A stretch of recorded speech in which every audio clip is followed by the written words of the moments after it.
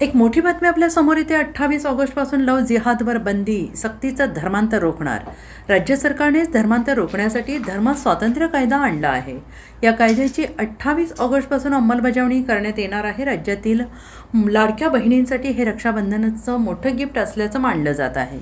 या कायद्यामुळे जबरदस्तीनं होणारं धर्मांतर रोखलं जाणार आहे. थोडक्यात लव जिहादवर एक प्रकारची बंदी घालणारा हा कायदा आहे. नाशिकच्या काळाराम मंदिराचे श्री महंत सुधीरदास महाराज यांनी या कायद्याचं स्वागत केलंय. कायद्यामुळे लव जिहादवर बंदी येणार असल्याचं त्यांनी म्हटलं आहे.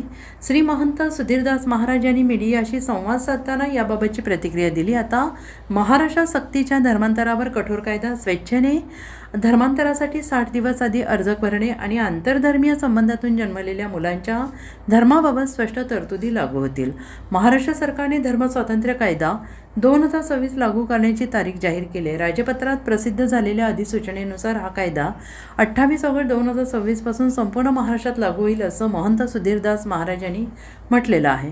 हा कायदा लागू झाल्यानंतर सक्तीने, फसवणुकीने, बेकायदेशीर पद्धतीने धर्मांतर घडवून आणल्यास कठोर कारवाईची तरतूद आहे. अशा प्रकरणांमध्ये 7 वर्षांपर्यंत शिक्षा होऊ शकते. हा गुन्हा अजामीनपात्र असेल.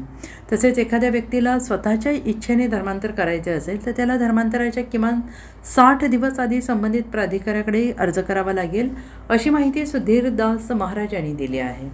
Bureau report, SBN Marathi, Mumbai.